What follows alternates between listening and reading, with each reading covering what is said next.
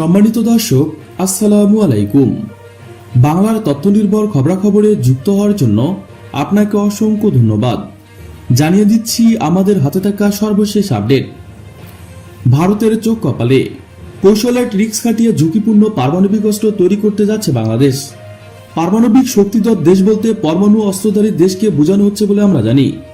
এর উত্তরে বলা যায়, পারমাণবিক অস্ত্র তৈরি বাংলাদেশের পক্ষে একটি ঝুঁকিপূর্ণ দুঃসাধ্য কাজ। বাংলাদেশ বিশ্বের শক্তিকামী দেশ হিসেবে পরিচিত। সবার সঙ্গে বন্ধুত্ব, কারো সঙ্গে বৈরতা নয়, এরকম পররাষ্ট্রনীতি বাংলাদেশকে পরমাণু অস্ত্র নির্মাণে নিরুৎসাহিত করেন। এছাড়া বাংলাদেশ আন্তর্জাতিক পরমাণু নিরোধ চুক্তিকে স্বাক্ষরকারীর অন্যতম দেশ। বাংলাদেশ যদি চুক্তি থেকে নিজেকে সরিয়ে নেন, তবু আন্তর্জাতিক বিধিনিষেধ উপেক্ষা করে আইনসঙ্গতভাবে পরমাণু অস্ত্র বানাতে পারে না। তবে পরমাণু অস্ত্র নির্মাণ বাংলাদেশের জন্য দুঃসাধ্য হলেও একেবারে অসম্ভব নয়।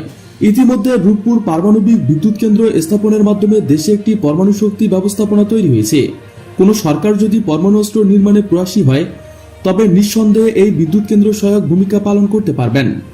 অসামরিক কাজের জন্য 20% কম সমৃদ্ধ ইউরেনিয়াম ব্যবহার করা হয়, আর পরমাণু অস্ত্র নির্মাণের ক্ষেত্রে ইউরেনিয়ামকে 90% বা এর বেশি মাত্রায় সমৃদ্ধ করতে হয়।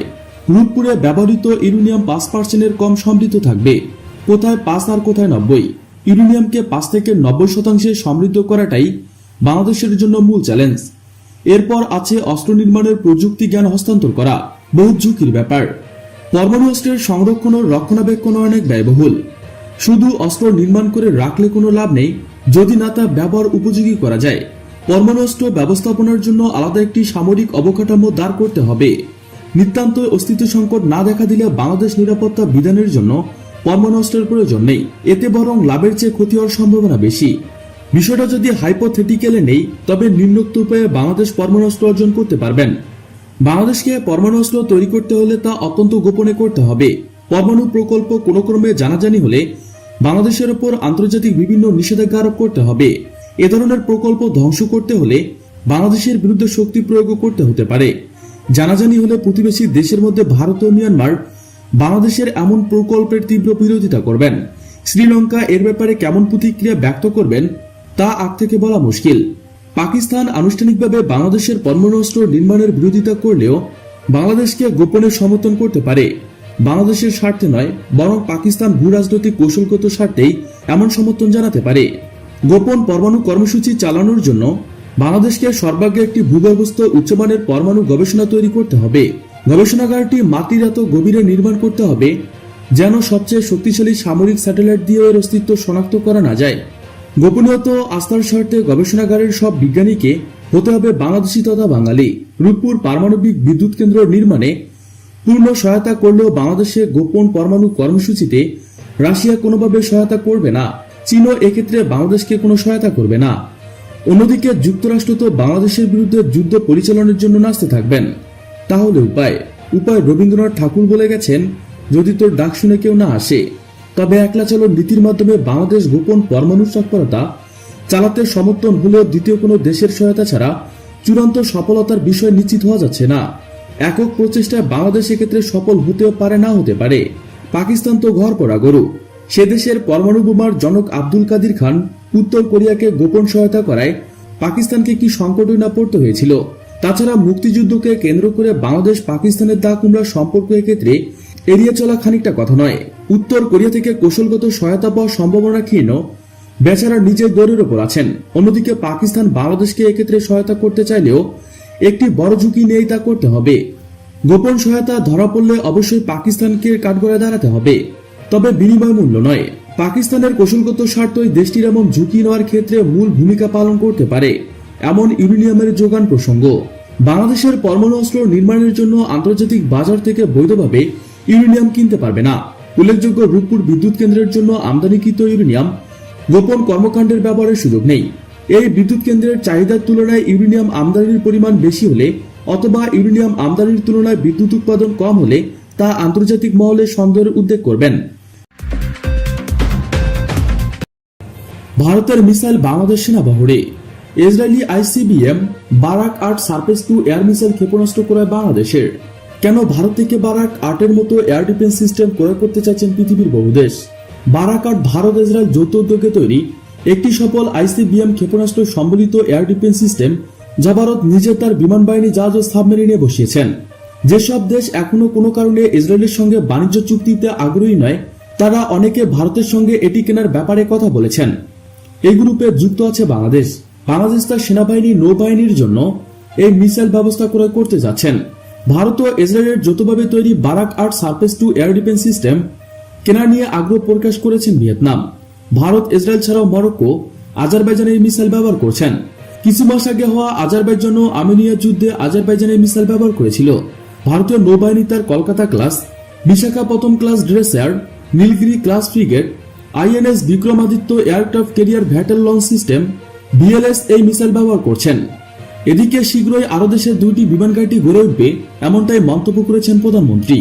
প্রধানমন্ত্রী শেখ হাসিনা বাংলাদেশ বিমান বাহিনীকে একটি অত্যাধুনিক বাহিনী হিসেবে গড়ে তোলায় তার সরকার দৃঢ় সংকল্প ব্যক্ত করেছেন। বিমান বাহিনীর শক্তি বৃদ্ধিতে শীঘ্রই দেশে আরো 2টি বিমান ঘাঁটি তৈরি করা হবে। প্রধানমন্ত্রী বলেন, বাংলাদেশ বিমান বাহিনী প্রযুক্তিগত কৌশলগত দিক থেকে অচিরেই জাতির পিতার অত্যাধুনিক কাঙ্ক্ষিত পেশাদার চৌকস বিমান বাহিনী হিসেবে দেশ ও বিদেশে প্রতিষ্ঠিত হবে ইনশাআল্লাহ। শেখ হাসিনা বলেন, বরিশাল ও সিলেটের নতুন 2টি বিমান ঘাঁটি স্থাপনের বিষয়টি প্রক্রিয়াধীন আছে। আমার বিশ্বাস এসব কার্যক্রমের মাধ্যমে বাংলাদেশ বিমান বাহিনী আরো শক্তিশালী হবে এবং এর সক্ষমতা বাড়বে। প্রধানমন্ত্রী দুপুরে যশোরের বিমান বাহিনীর একাডেমিতে বাংলাদেশ বিমান বাহিনীর 74তম বাপা কোর্স ও ডিরেক্ট এন্ট্রি 2023 কোর্সের কমিশন উপলক্ষে আয়োজিত রাষ্ট্রপতি কুচকাওয়াজ অনুষ্ঠানে প্রধান অতিথির ভাষণে এসব কথা বলেন।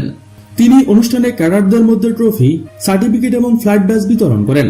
ফ্লাইট ব্যাচের একাডেমিক আন্ডার অফিসার আহমেদ মুসা কমান্ডার হিসেবে প্যারেড পরিচালনা করেন। পরে বিমান বাহিনীর এয়ারক্রাফটের মোনাকো ফ্লাইট পাস প্রত্যক্ষ করেন প্রধানমন্ত্রী।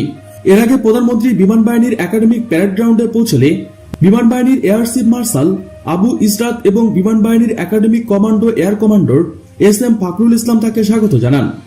প্রতিরক্ষা মন্ত্রীর সদস্যবৃন্দ, জাতীয় সংসদের সদস্যবৃন্দ, সেনা ও নৌবাহিনীর প্রধানগণ, বিভিন্ন মন্ত্রণালয়ের সচিবগণ, সরকারের পদস্থ সামরিক ও বেসামরিক কর্মকর্তাগণ, বিভিন্ন মিশনের কূটনৈতিকবৃন্দ এবং কমিশনপ্রাপ্ত ক্যাডারদের অভিভাবকবৃন্দ অনুষ্ঠানে উপস্থিত ছিলেন। শেখ হাসিনা ক্রমবর্ধমান প্রযুক্তিগত উন্নয়ন ও পরিবর্তনের সঙ্গে খাপ খাওয়ানোর দক্ষতা অর্জনে ক্যাডারদের সর্বদা সচেষ্ট থাকার আহ্বান জানিয়ে বলেন, মনে রাখবেন 30 লক্ষ শহীদের রক্তের বিনিময়ে আমরা আমাদের স্বাধীনতা পেয়েছি। জাতির পিতার স্বপ্ন ছিল একটা সুখী সমৃদ্ধ বাংলাদেশ গড়ে তোলা। তোমরা এই দেশের সন্তান, নিজেদের কখনোই সাধারণ মানুষ থেকে বিচ্ছিন্ন ভাববেন না। তাদের মুখে হাসি ফোটানোর জন্য সবসময় চেষ্টা করবেন। দেশের অর্থসামাজিক উন্নয়নের চিত্র তুলে ধরে প্রধানমন্ত্রী বলেন, বাংলাদেশ আজ উন্নয়নের রোল মডেল। অর্থসামাজিক খাতে আমরা দৃঢ়মান অগ্রগতি অর্জন করেছি। প্রধানমন্ত্রী স্বাধীন দেশের মান উপযোগী একটি বিমান বাহিনী গড়ে তোলার জাতির পিতার উদ্যোগের কথা স্মরণ করে বলেন, স্বাধীন দেশের উপযোগী একটি শক্তিশালী ও প্রশিক্ষণপ্রাপ্ত সশস্ত্র বাহিনী গড়ে তোলার জন্য জাতির পিতা 1974 সালে প্রতিরক্ষা নীতি প্রণয়ন করেন। বাংলাদেশের ভৌগোলিক অবস্থান ও সামরিক কৌশলগত দিক বিবেচনায় রেখে তিনি একটি আধুনিক বিমান বাহিনী গড়ে তোলার উদ্যোগ গ্রহণ করেন। বঙ্গবন্ধু 1973 সালে সে সময় আধুনিক MiG-21 জঙ্গি বিমান, Mi-8 হেলিকপ্টার, স্কোয়াড্রন AN-24 পরিবহন বিমান এবং রাডার বাংলাদেশ বিমান বাহিনীতে সংযোজন করেন। প্রধানমন্ত্রী বলেন, 1975-এ জাতির পিতাকে সপরিবারে হত্যার পর 1996 সালে আমরা সরকার পরিচালনার দায়িত্ব নেওয়ার পূর্বে প্রধানমন্ত্রী বলেন, 1975-এ জাতির পিতাকে সপরিবারে হত্যার পর 1996 সালে আমরা সরকার পরিচালনার দায়িত্ব নেওয়ার পূর্বে সশস্ত্র বাহিনীর উন্নয়নে কেউ কোনো কার্যক্রম গ্রহণ করেনি। 1996 থেকে 2001 মেয়াদে আমরা বিমান বাহিনীকে আরও আধুনিক, যুগোপযোগী করার কার্যক্রম হাতে নেই। আমরা 2000 সালে বিমান বাহিনীতে 4র্থ প্রজন্মের অত্যাধুনিক MiG-29 জঙ্গি বিমান, বড় পরিসরে C-130 পরিবহন বিমান এবং উচ্চ ক্ষমতা সম্পূর্ণ আকাশ প্রতিরক্ষা রাডার সংযোজন করি। 2000 সালে আমরা সর্বপ্রথম সশস্ত্র বাহিনীতে নারীদের কমিশন অফিসার হিসেবে নিয়োগ দেওয়া শুরু করি। বাংলাদেশ বিমান বাহিনীর সদস্যদের দেশের স্বাধীনতা ও সার্বভৌমত্ব রক্ষার পাশাপাশি দেশ ও জাতির যে কোনো প্রয়োজনে ভূমিকা রাখবে সদা প্রস্তুত থাকার আহ্বান জানিয়েছেন প্রধানমন্ত্রী শেখ হাসিনা। দেশ বিদেশে প্রাকৃতিক বিপর্যয় মোকাবেলা, উদ্ধার তৎপরতা, ত্রাণ সামগ্রী বিতরণে আমাদের বিমান বাহিনী অগ্রণী ভূমিকা পালন করে যাচ্ছে। এই সঙ্গে প্রধানমন্ত্রী অনুষ্ঠানে নৌবাহিনীর 2 জন পাইলট এবং বিমান বাহিনীর 2 জন মহিলা পাইলটকে ফ্লাইং ব্যাজ পরিয়ে দেন। প্রিয় দর্শক, আজকে পর্যন্তই। শুরু থেকে শেষ পর্যন্ত চেষ্টা করছি বাংলার সামরিক অর্থনৈতিক সঠিক তথ্য উপস্থাপন করতে। আপনাদের কোনো তথ্য কিংবা পরামর্শ থেকে থাকলে তা কমেন্ট করে জানিয়ে দিতে পারেন। নিশ্চয়ই আবার দেখা হবে নতুন কোনো বিষয় নিয়ে। ততক্ষণ পর্যন্ত ভালো থাকুন, সুস্থ থাকুন। Thanks for watching my video. আল্লাহ হাফেজ।